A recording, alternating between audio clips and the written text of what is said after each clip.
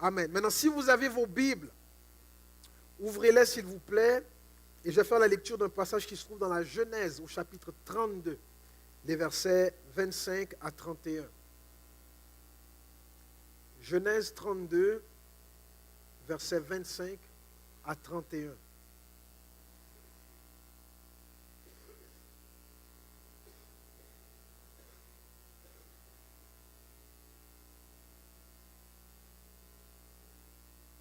Vous avez trouvé? Donc je fais la lecture. C'est le même passage que j'ai lu la semaine dernière. Jacob resta donc seul. Alors un homme se battit avec lui jusqu'au lever de l'aurore. Voyant qu'il ne pouvait l'emporter sur lui, il le frappa à l'intérieur de la cuisse, et l'intérieur de la cuisse de Jacob se démit pendant qu'il se battait avec lui. Il dit, « Laisse-moi partir, car l'aurore se lève. » Il répondit, « Je ne te laisserai pas partir sans que tu m'aies béni. » Il lui demanda, « Quel est ton nom ?» Il répondit, « Jacob. » Il reprit, « On ne te nommera plus Jacob, mais Israël, car tu as lutté avec Dieu et avec des hommes, et tu l'as emporté. » Jacob lui demanda, « Je t'en prie, dis-moi ton nom. » Il répondit, « Pourquoi demandes-tu mon nom ?» Et il le bénit là. Jacob appela ce lieu du nom de Péniel, qui signifie face de Dieu, car, dit-il, « J'ai vu Dieu face à face, et j'ai eu la vie sauve. » Amen. La semaine dernière, on a entamé la première partie de ce message qui s'intitule « La bénédiction ». Et on a vu comment un homme du nom d'Abraham avait été béni par Dieu d'une bénédiction si grande qu'il y en aurait pour toutes les nations, toutes les générations, quelle que soit la langue, quelle que soit la culture. Et que cet homme, Abraham, avait eu un fils, Isaac, puis un petit-fils, Jacob, dont il est question ici.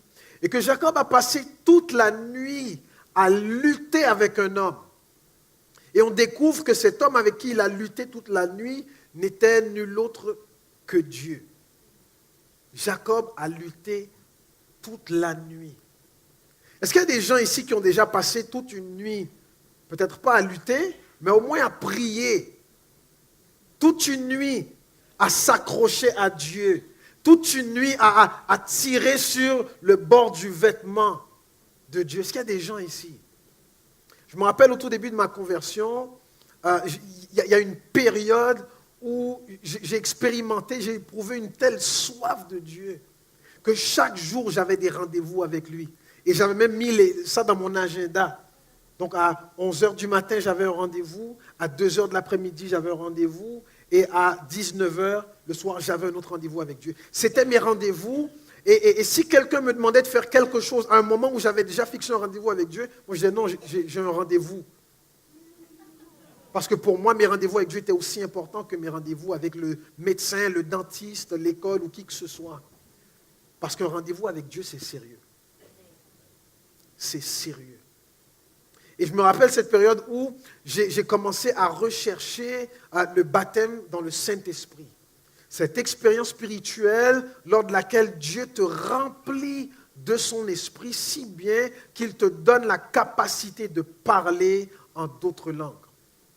Et donc je recherchais ça et j'avais pris l'habitude, une fois par mois, le vendredi, j'organisais une nuit de prière avec moi et Jésus, dans ma chambre. Ah, vous pensez que je faisais ça avec du monde, hein? Non, j'organisais mes propres nuits de prière. Une fois par mois, c'était un vendredi, de minuit à 6h du matin. J'étais dans la présence de Dieu et puis je tirais sur son vêtement. Et je me rappelle une fois en particulier, je n'avais pas encore reçu le baptême du Saint-Esprit. Et je me suis dit, cette nuit-là, tu vas me donner ce que je te demande. Et là, toute la nuit, je suis resté là, j'ai poussé dans la prière, je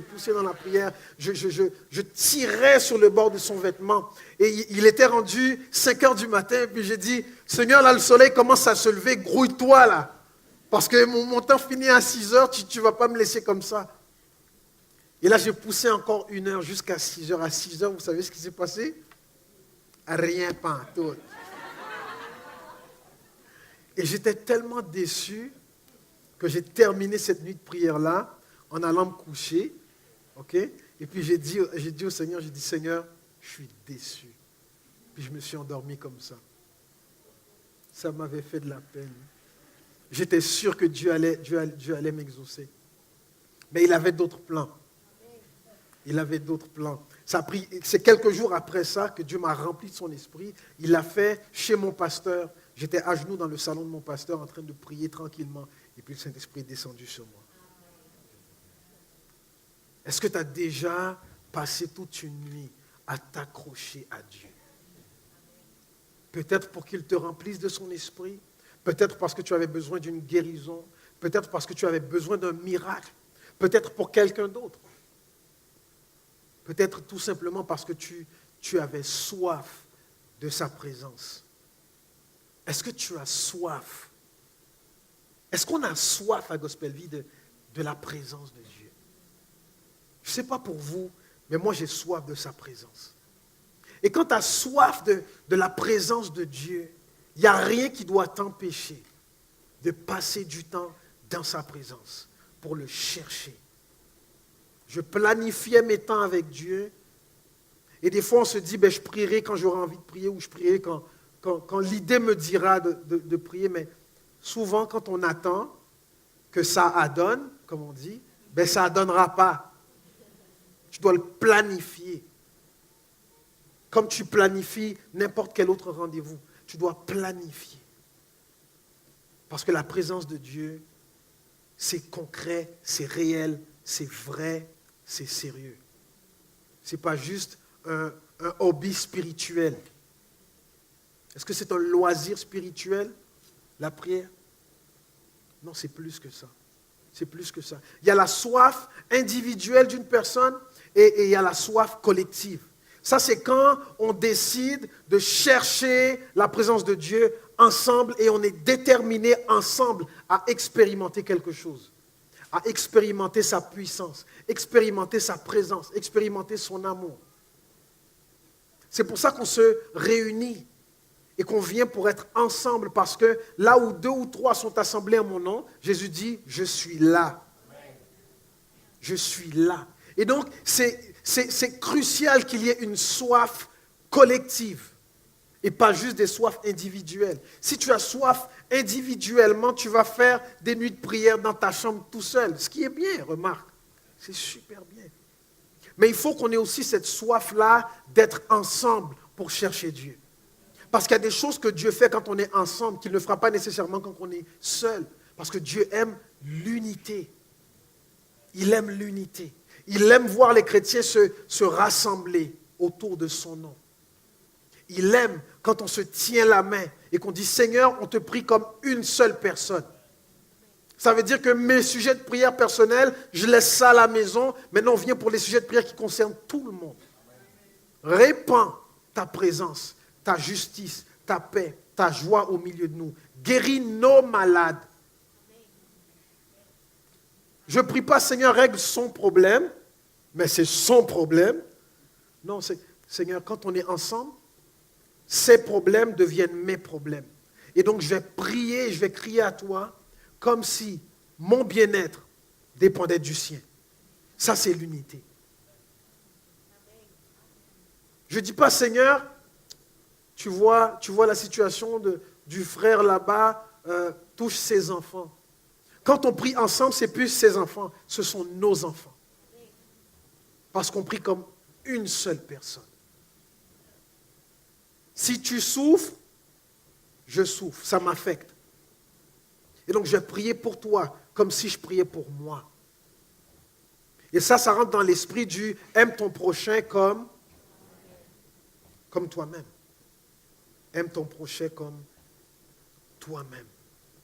Vous savez, même des gens qui ne croient pas en Dieu viennent parfois le dimanche à l'église. Peut-être par curiosité, peut-être parce qu'on les a invités, ils sont venus, peut-être parce que tout simplement ils reconnaissent la valeur de la communauté. Mais le mercredi, c'est les gens qui ont soif qui viennent. La réunion de prière ne devrait pas être la réunion la moins fréquentée de n'importe quelle église. Je vais répéter ça, ok? La réunion de prière ne devrait pas être la réunion la moins fréquentée d'une église. Parce que la réunion de prière, on vient pour connecter avec Dieu, on vient précisément pour ça. Le dimanche également, mais le dimanche, il y a plus de choses qui se passe. Il y a plus de gens qui viennent aussi. C'est la réunion générale, si on veut. Mais la réunion de prière, c'est pour les gens qui ont soif de prier, de parler à Dieu, de connecter avec lui, d'entendre sa voix. Le dimanche, il y a des gens qui ne croient pas en Dieu qui viennent. Et donc, quand tu viens à la réunion de prière, tu dis à Dieu, moi, je veux plus que ce que même les non-croyants reçoivent le dimanche. Je veux plus. Et j'espère ce matin que tu veux plus de Dieu. Ce qu'on a expérimenté pendant la louange tout à l'heure, c'était incroyable. Mais je veux plus. D'ailleurs, la prophétesse Cindy Jacobs a dit, à votre église, la louange, ça va être terrible. Et elle ne connaît même pas l'église, elle n'est jamais venue, elle n'a jamais mis ses... Mais elle a parlé de la louange à Gospel Vie, entre autres choses. Entre autres choses. Je veux plus que ce que même un non-croyant peut expérimenter un dimanche. Je veux plus que ça. Dans 2 Chroniques, chapitre 7, le verset 14, c'est Dieu qui parle et il dit, « Si mon peuple, sur qui est invoqué mon nom, s'humilie, prie et cherche ma face, et s'il se détourne de ses mauvaises voies, je l'exaucerai des cieux. Je lui pardonnerai son péché, je guérirai son pays. Mes yeux seront ouverts désormais et mes oreilles seront attentives à la prière faite en ce lieu. Maintenant, je choisis et je sanctifie cette maison pour que mon nom y réside à jamais et j'aurai toujours les yeux et mon cœur. »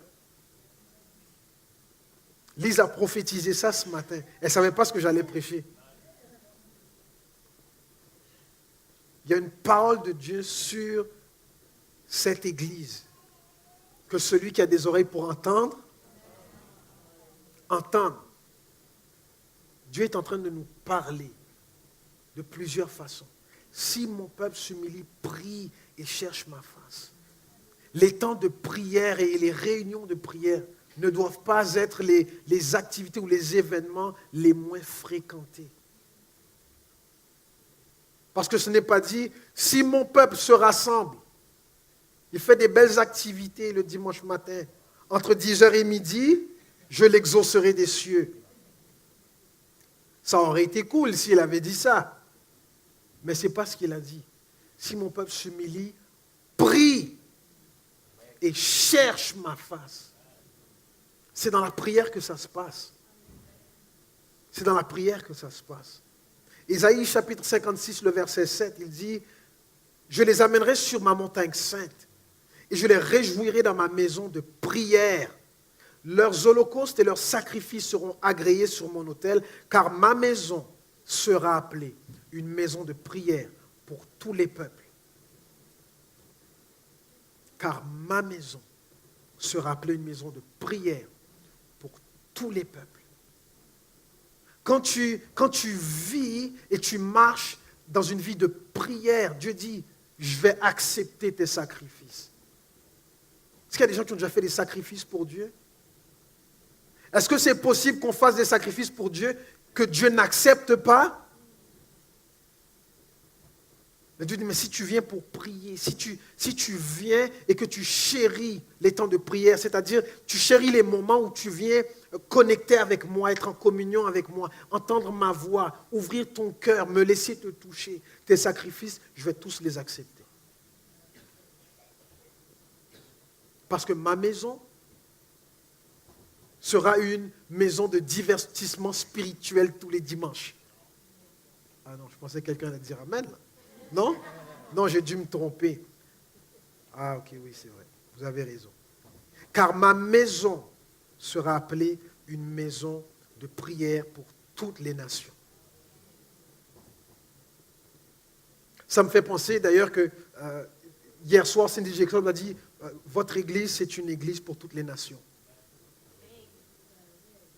Et l'œuvre que je vous ai confiée, c'est une œuvre qui va ébranler les nations. Elle a dit ça hier soir. Est-ce que j'ai soif de Dieu? Est-ce que j'ai soif de Dieu? Est-ce que j'ai soif de sa présence? Ou je viens juste goûter un petit peu à un peu d'ambiance spirituelle? Si j'ai soif de la présence de Dieu, je vais être déterminé Je vais être déterminé à être dans sa présence. Je vais être déterminé à expérimenter tout ce qu'il y a en Dieu. La justice, la paix, la joie par le Saint-Esprit. Je vais être déterminé. Dans Matthieu chapitre 6, le verset 21, on lit « Car là où est ton trésor, là aussi sera ton cœur. » Est-ce que la présence de Dieu pour moi, c'est comme un trésor? Est-ce que c'est précieux? Est-ce que c'est précieux? Si la présence de Dieu, c'est précieux pour moi, je vais tout faire pour être dans sa présence. Je vais mettre au moins autant d'efforts pour être dans la présence de Dieu que certains mettent d'efforts à devenir riches ou à prospérer, faire prospérer leur carrière ou à gagner le cœur d'une personne qu'ils aiment. Parce que la présence de Dieu, pour moi, c'est précieux. Mais si je suis de ceux qui disent, ben, la présence de Dieu, ça peut attendre à dimanche.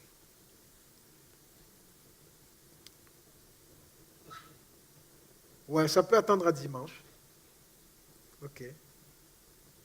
Le Seigneur a dit au prophète Jérémie, dans Jérémie 33, le verset 3, il dit, « Invoque-moi et je te répondrai. »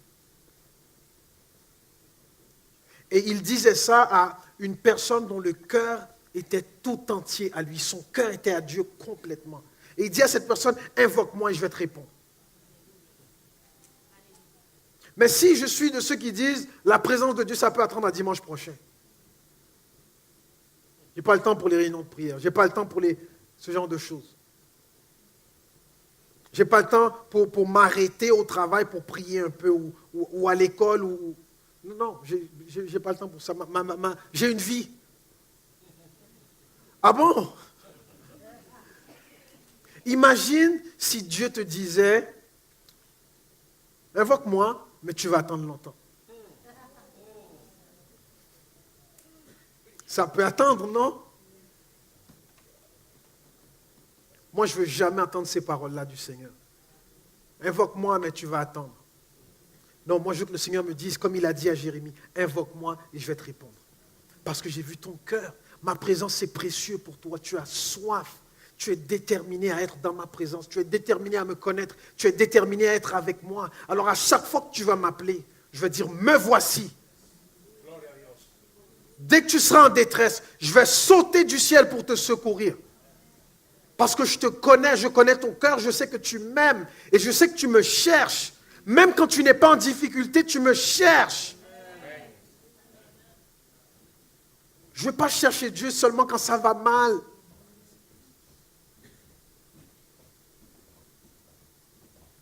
Je ne veux pas. Parfois, quelqu'un peut être tellement désespéré, il fait une demande de crédit, c'est refusé. Deuxième chance, troisième chance au crédit, vous connaissez ces compagnies-là. Donc, on te donne une troisième, une quatrième, une énième chance au crédit. Parce que là, on est rendu désespéré. Là, quand on m'a dit non 4 fois, puis que là, je vais voir une autre compagnie pour avoir... C'est parce que mon crédit est vraiment pas bon, là. Mais on fait appel à ces gens-là vraiment quand on est en difficulté. Et oui, Dieu aussi peut être comparé parfois à cette compagnie qui te donne une énième chance au crédit. Pourquoi? Parce que Dieu est généreux, il est bon, il est compatissant, il est miséricordieux. Mais je ne veux pas faire appel à lui seulement quand on m'a dit non 5 fois ailleurs. Je veux faire appel à lui, même quand tout va bien. Je vais être dans ta présence. Parce qu'un jour dans tes parvis vaut mieux que 1000 ailleurs. Je ne veux pas appeler Dieu seulement quand ma vie est en danger. Je veux l'appeler même quand tout va bien. Parce que j'aime être dans ta présence. Mon cœur dit de ta part, cherche ma face. Je cherche ta face, ô Éternel.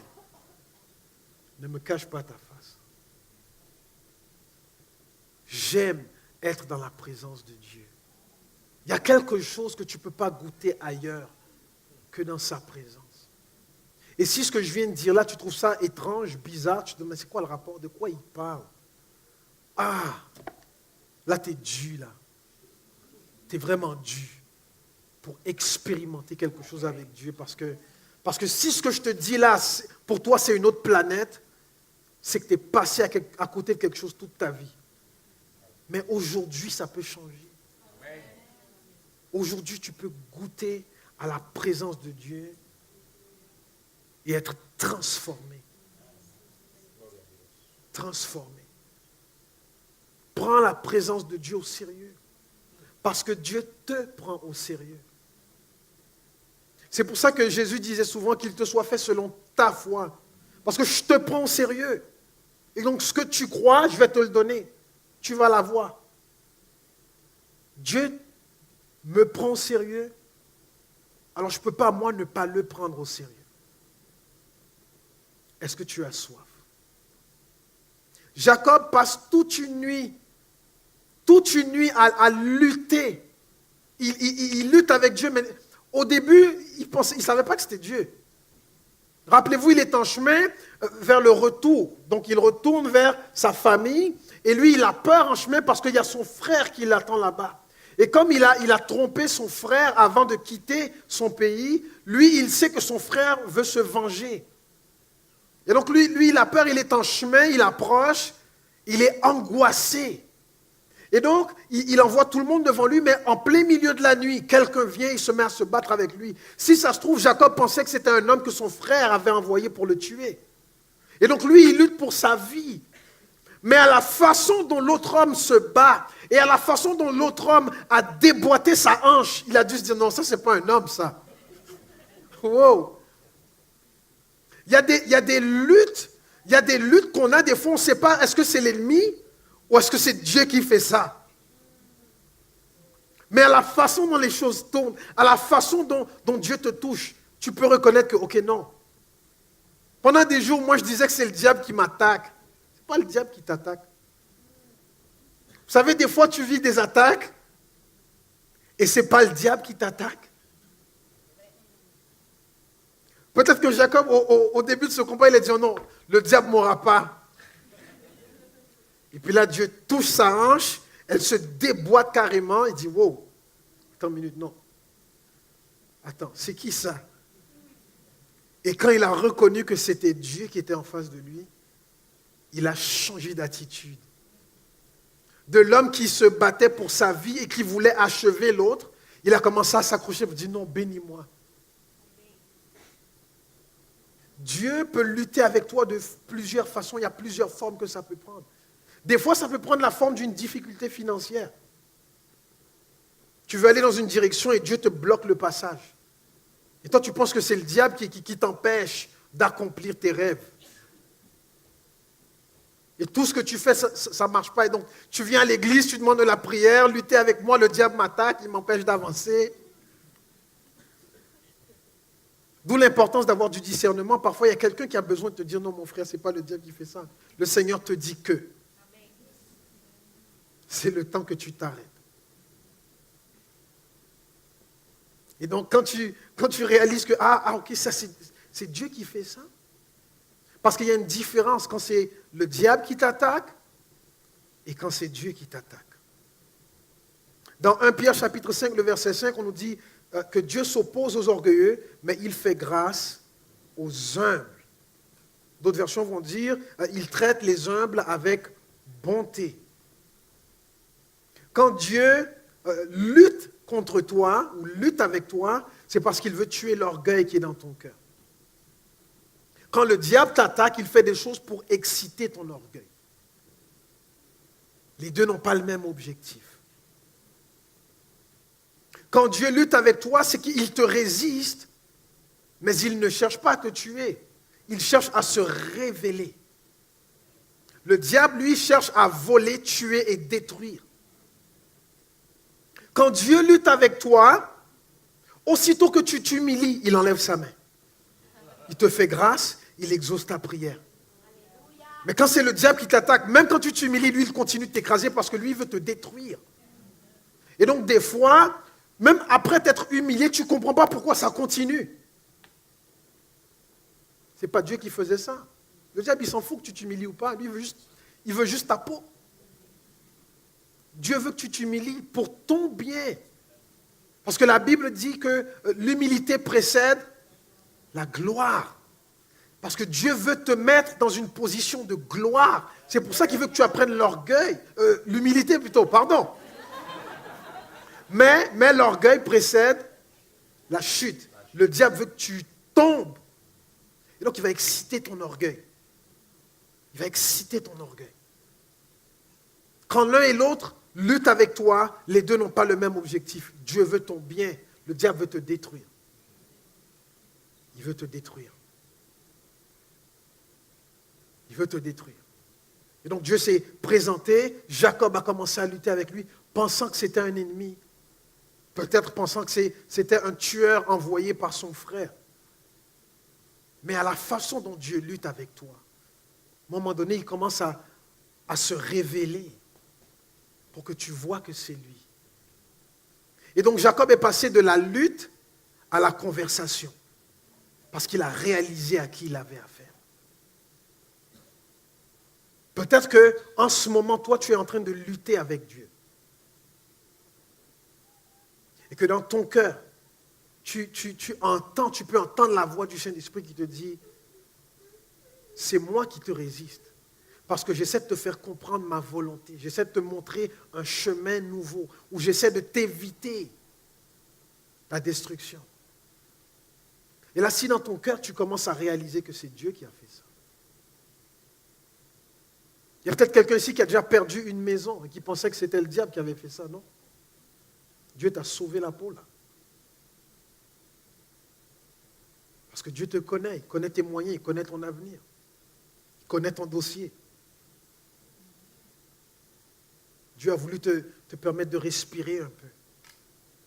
Même si tu ne voulais pas la perdre, mais Dieu se soucie davantage de ton âme que de ton image.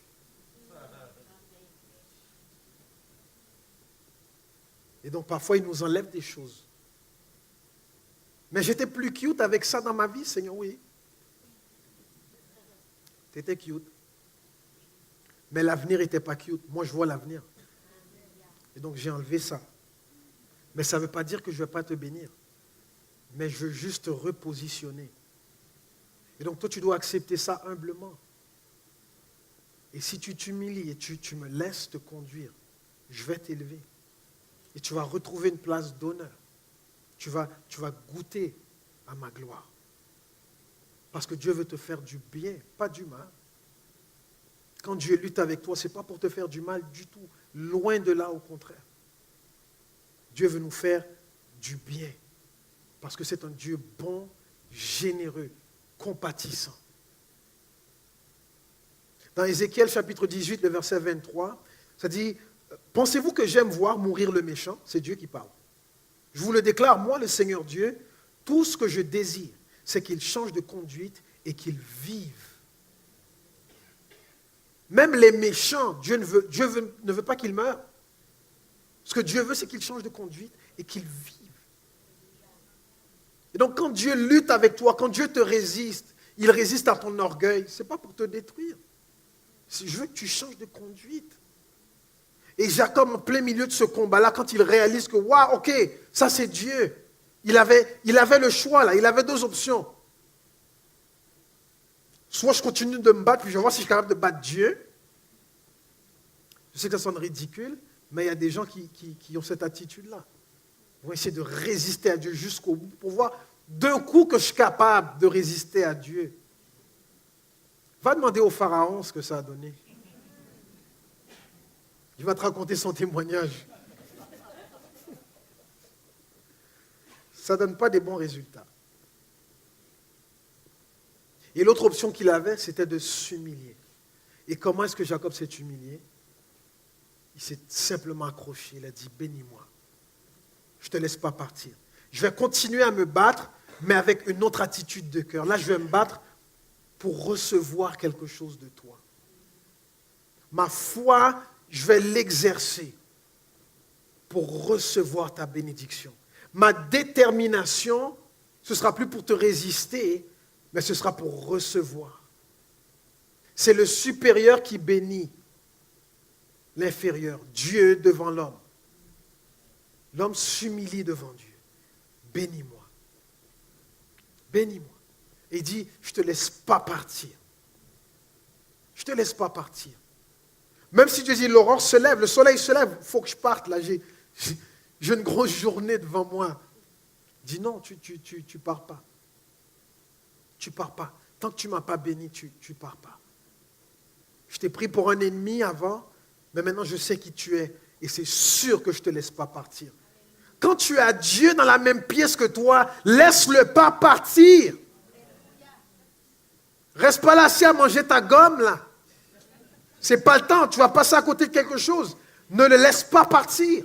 Quand on est dans des temps de prière et que vous sentez la présence de Dieu est forte, restez là, accrochez-vous. Laissez pas passer sa présence sans avoir reçu quelque chose de lui. Sans que ton cœur ait été transformé. Sans que sa voix n'a pas résonné à l'intérieur de toi. Quand on est dans des temps de louange et que vous sentez la présence de Dieu descendre sur vous, accrochez-vous, laissez-le pas partir. Vous savez, il y a des gens qui attendent des années avant de goûter ce que vous expérimentez toutes les semaines. Quand la présence de Dieu descend, ne la laissez pas partir. Ce n'est pas le temps de penser à ton poulet à la maison. Tant pis pour le poulet. Il y en a plein au Costco. Mais la présence de Dieu, c'est précieux. C'est précieux. C'est un trésor. Et parce que c'est un trésor pour moi, mon cœur est là. Mon cœur est dans ta présence. Mon cœur est dans ta présence. Si tu es là ce matin, tu te dis, bon, mon émission commence à 1h, il ne faut pas que ça dure trop longtemps.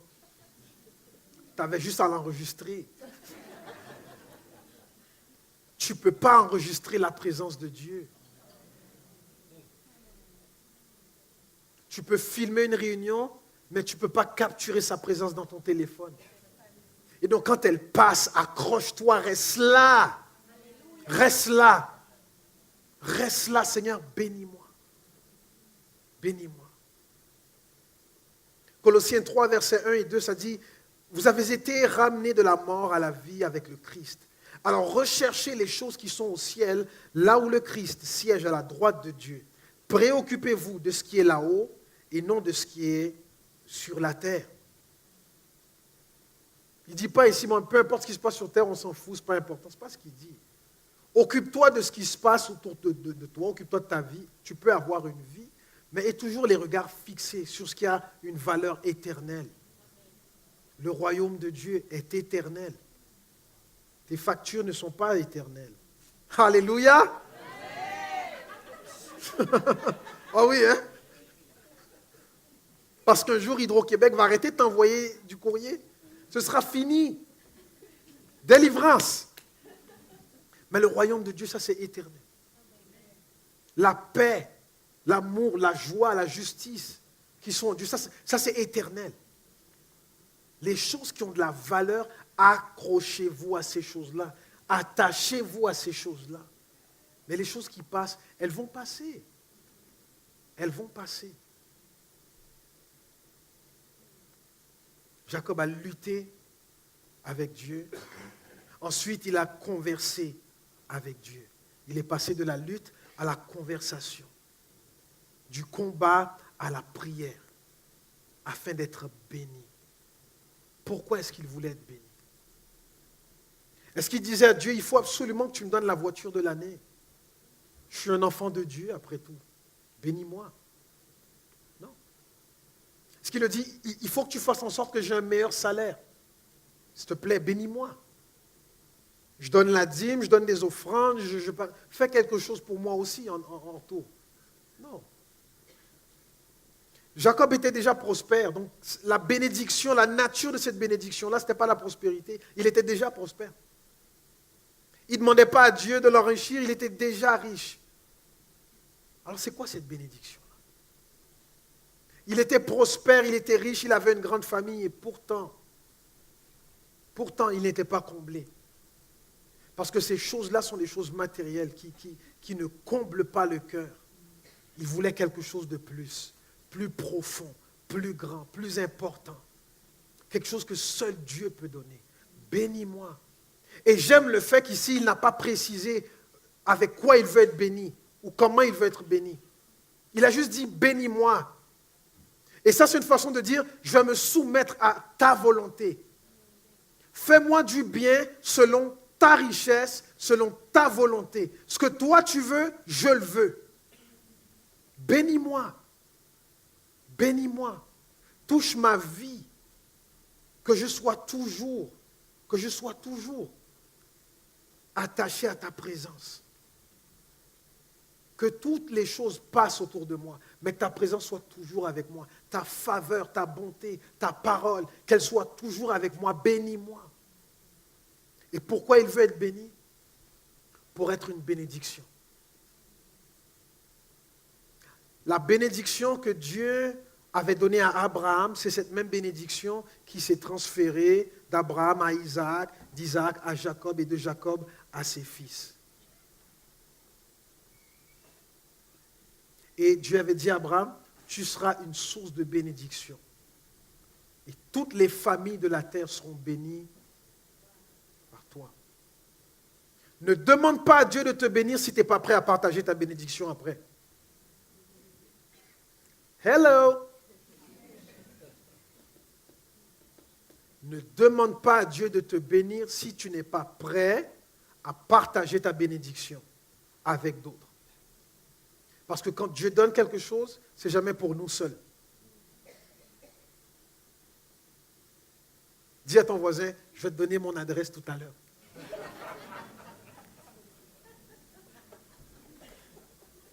Jésus il dit dans Luc chapitre 4, les versets 18 et 19, « L'Esprit du Seigneur est sur moi, il m'a consacré pour apporter la bonne nouvelle aux pauvres. Il m'a envoyé pour proclamer la délivrance aux prisonniers et le don de la vue aux aveugles, pour libérer les opprimés, pour annoncer l'année où le Seigneur manifestera sa faveur. » Donc c'est Jésus qui dit, « L'Esprit du Seigneur est sur moi. » Et c'est une autre façon aussi de dire que Dieu m'a béni. Mais pourquoi il m'a béni? Pour que j'annonce aux pauvres, pour que je libère les captifs, pour que je guérisse les cœurs brisés, pour que j'annonce une année de la faveur de Dieu. Je reçois pour donner. Donc un chrétien béni, selon Dieu, c'est un chrétien généreux. Un chrétien qui veut être béni, c'est un chrétien qui a l'intention d'être généreux. Si je reçois de Dieu pour mettre dans ma poche et disparaître après, je n'ai pas compris quelle est la nature de cette bénédiction-là. Les bénédictions de Dieu sont faites pour être partagées. Tout à l'heure, on a parlé du concert de Noël, spectacle de Noël, les 7 et 8 décembre prochains. Vous allez venir et je vous assure, les personnes qui vont venir vont expérimenter la présence de Dieu. Un spectacle de qualité, mais en même temps, en participant, en assistant à ce spectacle-là, vous allez changer des vies dehors. On va même préparer, vous savez qu'on fait l'échec géant, qu'on remet, le directeur de l'itinéraire va être là en passant, avec son équipe et tout ça. Et puis ce sera pour nous l'occasion d'être un témoignage, de faire briller l'évangile dans le quartier Centre-Sud. Pourquoi? Parce que vous avez reçu gratuitement, Jésus dit, donnez gratuitement. Soyez généreux de votre temps, de vos ressources, de vos personnes. Soyez généreux. Soyez généreux. Dans le Seigneur, on ne peut pas être gratteux avec les bénédictions de Dieu. Tu demandes à être béni, prépare-toi à bénir. Et souvent, on aime se le dire, je suis sûr que chacun ici a eu l'occasion de le dire ou de l'entendre. On se dit souvent que le Seigneur te bénisse. C'est vrai ou pas? On veut toujours que Dieu bénisse les gens. Mais tu sais que tu as reçu la capacité de bénir toi aussi? Je sais que Dieu peut me bénir et Dieu me bénit. Toi, est-ce que tu vas me bénir? Là, c'est un autre niveau. Soyons des gens qui bénissons. Soyons pas cheap avec la grâce de Dieu. Soyons pas cheap avec la faveur de Dieu. Donne. Donne de toi-même, donne de ton temps, donne de tes ressources, que ce soit en offrande, que ce soit en talent. Donne, donne, sois généreux. Dieu te bénit, donne, redonne, bénis à ton tour. Plus Dieu te bénit, plus toi tu es appelé à bénir. Et plus tu bénis, plus Dieu va te bénir. Parce que la nature de cette bénédiction-là, c'est qu'elle se multiplie, elle se décuple, elle se répand et elle change des vies. Gospel Vie, ne soyons pas cheap avec la bénédiction de Dieu. Ne la gardons pas dans nos poches. Abraham a été le premier à connecter avec Dieu et Dieu a changé son nom. Ensuite, il a eu Isaac. Isaac, il a expérimenté ce qu'on appelle le sacrifice parce qu'Abraham a failli le donner en sacrifice. Et Jacob, il a vu la réalisation de cette bénédiction parce que c'est avec Jacob qu'on a commencé à voir la multiplication d'Israël. Bénis-moi. Et la Bible dit que le Seigneur le bénit là. Et il a changé son nom ce jour-là et après ça, Israël, qui s'appelait autrefois Jacob, a commencé, mais avant ça, il avait commencé à avoir des enfants, mais je veux dire, sa progéniture a commencé à se répandre pour devenir plus tard ce qu'on appelle le peuple d'Israël. Tu veux être béni? Tu veux être béni? Prépare-toi à bénir. Et je vais même dire, tu veux être béni? Commence à bénir. Si avant, ça n'avait pas le temps pour rien, fais du temps maintenant. Si tu comptais toujours tes scènes avant de bénir l'œuvre de Dieu, sors tes piastres maintenant. Si tu voulais garder tes talents pour toi, juste pour bénir les gens de ta maison, commence à donner de tes talents, de tes capacités à l'œuvre de Dieu. Parce que notre objectif, c'est de faire avancer son royaume. Amen. Qu'on ne dise pas de Gospel Vie qu'il y a seulement 10% des membres qui s'impliquent. Ou 10% des membres qui donnent. Ou 10% des membres qui ont à cœur le quartier. Qu'on dise de cette église que c'est une église que Dieu a tellement bénie. Et que ces gens-là sont connus pour leur générosité. Parce qu'ils sont généreux de leur personne, de leur talent, de leurs ressources, de leur temps. Et qu'à travers cette église, Dieu touche des nations. Dieu touche des nations. Ce n'est pas de l'équipe pastorale qu'on doit dire ça. Ce n'est pas des leaders qu'on doit dire ça. C'est de toute l'église. Parce que nous sommes tous appelés. Nous n'avons pas tous les mêmes responsabilités, mais nous sommes tous appelés. Est-ce qu'il y a quelqu'un ce matin qui veut expérimenter la bénédiction?